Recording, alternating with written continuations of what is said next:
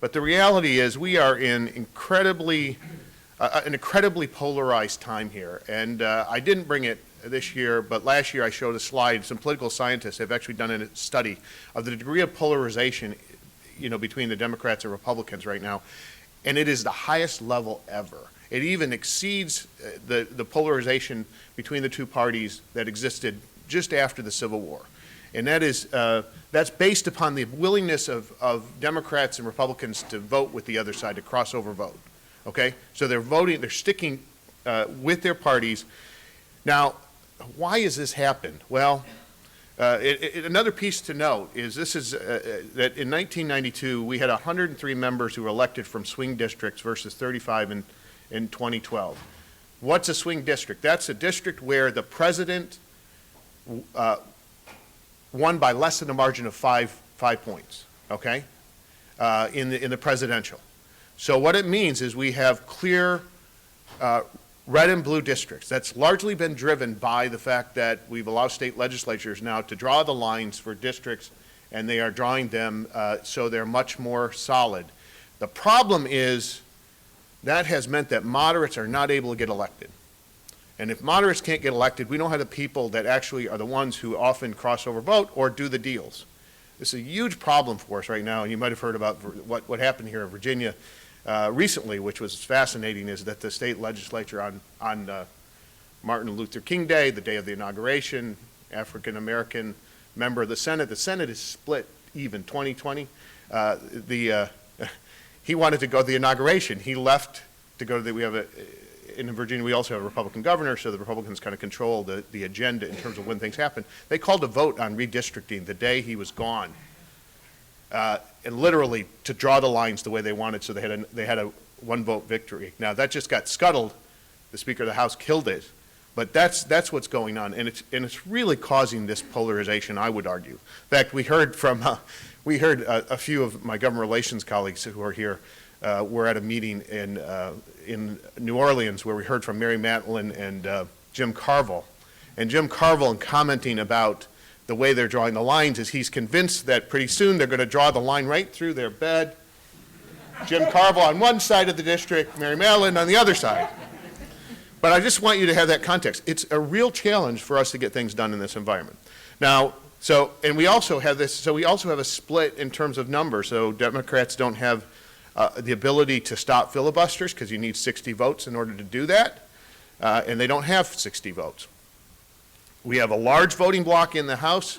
That's the Tea Party members, and they come from those really safe districts, and they are not going to compromise. And so the other thing I just say is we all hope that with the election over, you can get back to doing real business and things will go fine. But I am not confident, and part of that is based upon how well the Congress has been doing. So I like to show this chart on legislative productivity. You will see that the 112th Congress was the least productive Congress in terms of passing legislation ever. They passed 220 public laws. Okay, so go to the 80th Congress. They passed 900 public laws. Now, the 80th Congress is actually significant because that was Harry Truman's do-nothing Congress. So they passed 900 laws. We had 220 last year. You see the problem in ability to get things done. So it's a real difficult environment. So I want to talk now about the fiscal climate because this gets us into sequestration and lays the context for the discussions on the Hill and some of the challenges that you will face in talking to members and their staffs. So what has really happened is the deficit and the debt are the primary focus of all members right now. It's a top priority for both Republicans and Democrats. The problem, though, is the ways to solve that are viewed differently by both parties. So increasing revenues is the way the Democrats would like to solve it, but the Republicans don't like that. Code for increasing taxes. Entitlement reform is not viewed favorably by Democrats, but the Republicans would like to see that. So what it has done is, even though when sequestration was put in place, it was supposed to be this poison pill, nobody liked it. My boss was at a press conference yesterday, described sequestration in this town as being like the Dallas Cowboys. Everybody hates them. Everybody hates sequestration. The Democrats don't like it. Republicans don't like it. The president doesn't like it. But the problem is they all can't agree upon how to fix it. And so the difference between talking to members and their staffs a few months ago, back in October and the fall, was they said, well, it's going to get fixed, it's not going to happen. Now they're starting to say, well, maybe, this is the best way to solve this problem. And there's a lot of political jockeying going on as to who wins if it actually goes into effect. But I really believe, and it is very possible, that it could happen. And the problem is, in this environment, science, which has been, I think, favored bipartisanly on the Hill, and engineering and research, now becomes, even though members appreciate it, value it, in this environment, it could just become collateral damage of what's a bigger political discussion and a more challenging set of budgetary issues where you can't reach agreement, you can't reach compromise. So that said, I want to give you some key points and dates that are coming up. So first of all, you need to know that the Republicans just here recently, within the last month, took a big issue off the table, which was the debt ceiling. They basically extended action on the debt ceiling for 3 months until May 19th. So that's one political battle that they don't have, that's not going to be fought. And significant because now it really focuses the debate on sequestration. But we know the interesting thing about sequestration is, absent any legislative action, it just takes effect. I mean, as Jeff said, it's in some ways already in effect. But as of March 1st, these cuts will just happen. And the problem is you have to find a legislative vehicle or some action to stop it. And I don't know that that's going to happen by March 1st. Now, the next opportunity for them to do something then will be, and the logical place maybe to address sequestration will be March 27th, because then they have to go back and revisit the continuing resolution, which expires. So they could go back and fix it when they address this continuing resolution. That's probably the vehicle which they can address sequestration.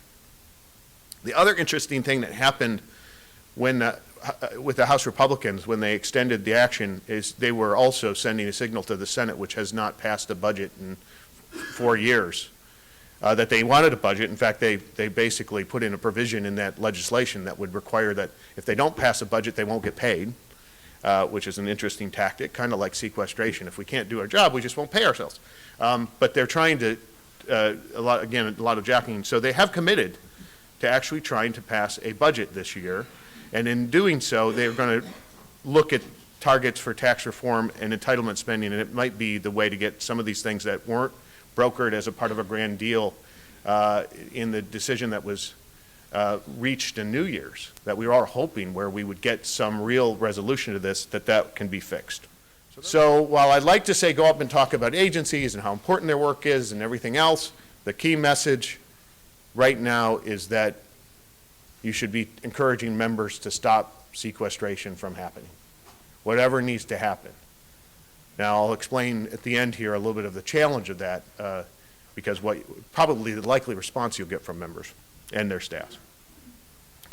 But if sequestration is implemented, it will have a significant impact. So if you take the numbers, just take that 9% immediately spread across, the remaining months of the year in terms of the impacts, and we're already hearing NSF talk about that they would have to reduce awards by 1,000 for fiscal year 13, and that would impact 12,000 researchers.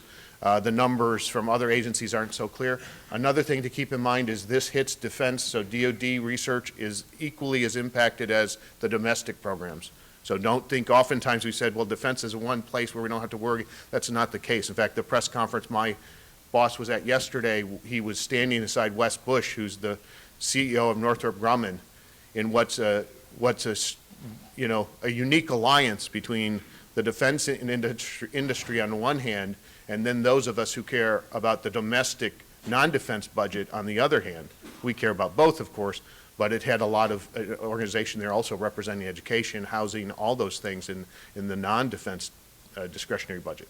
So it will have a significant impact, and you need to go and deliver that, but you need to talk about it from your perspective, the impact it will have on students, the projects that you won't be able to do, and the exciting research that you won't be able to undertake. And the other thing that I think is an impact that is not well understood is just the uncertainty. I mean, this is an awful environment in which to try and do science or to try and do research when you don't know, when agencies can't tell you. And already we're seeing the University of California has reported about a 20% drop in grants coming in the beginning of this year because agencies just aren't going to have money because they don't know what's going to happen.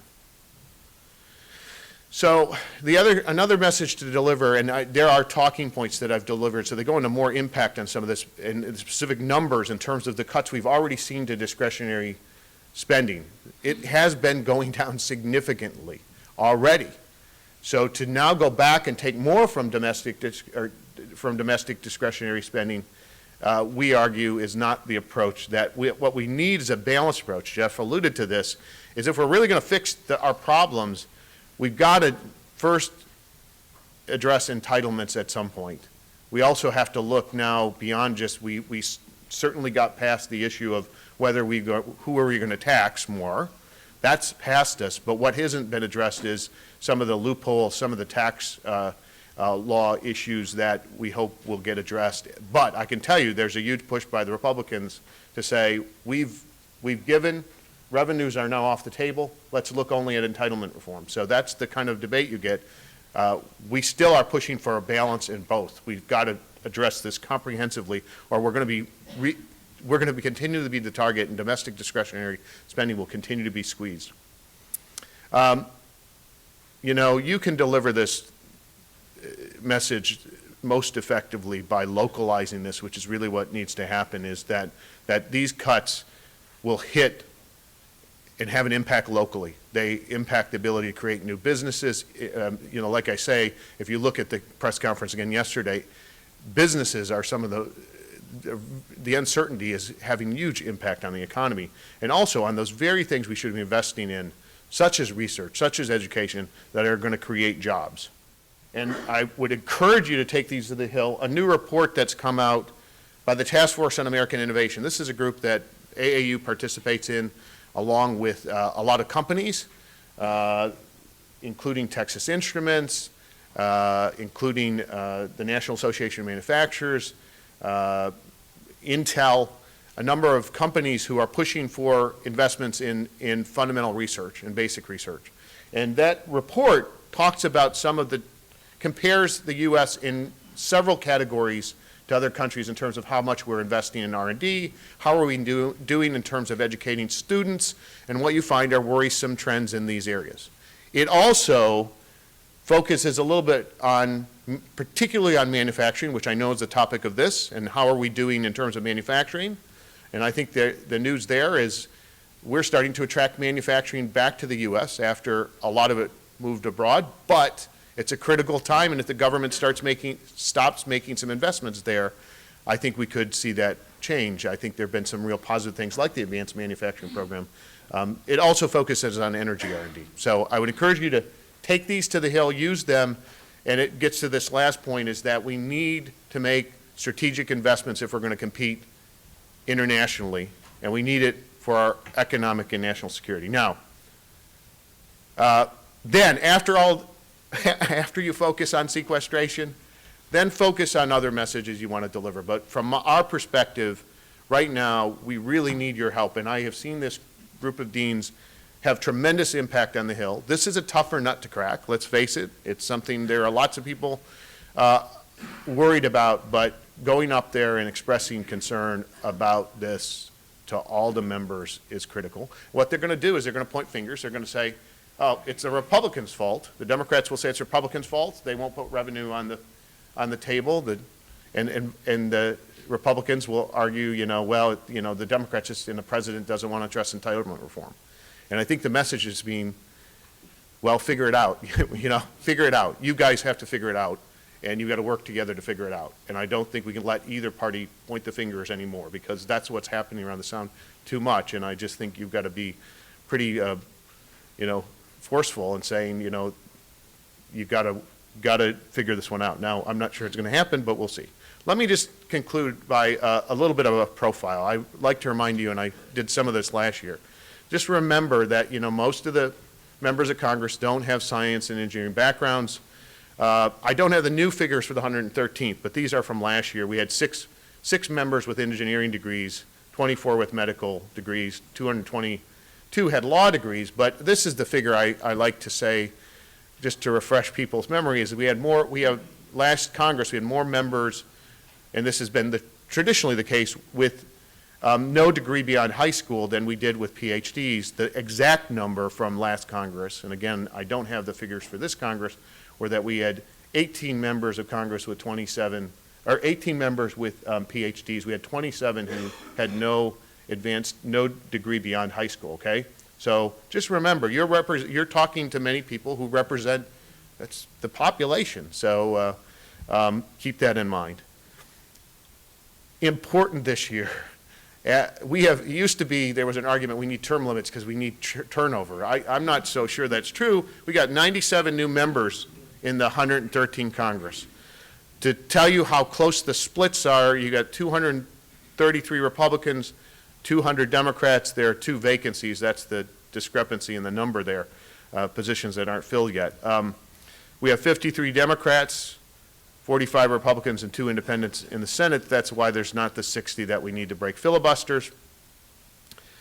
These last 2 are important. There's 2 in 5 House members, or 39%, have served for less than 3 years. So part of your job is education as you go up to the Hill. Because we have the same thing in the Senate. The Senate's seen a 43% turnover rate since 2008. So a lot of these folks are fairly new, and they're still learning the ropes. And what I would say is that's where, in addition to the messages about sequestration, you just need to talk about how engineering works, the students you educate, explain, many of these members, they never went to school and they weren't funded off research grants. They were, paying back their student loans to go to law school. Remember that, because sometimes you assume things they don't fundamentally understand. Don't assume they even know what basic and applied research mean, because they don't. And you've got to start from very basics, but the education piece is one of the most important places to start with all these members. So with that, we'll open it up for questions.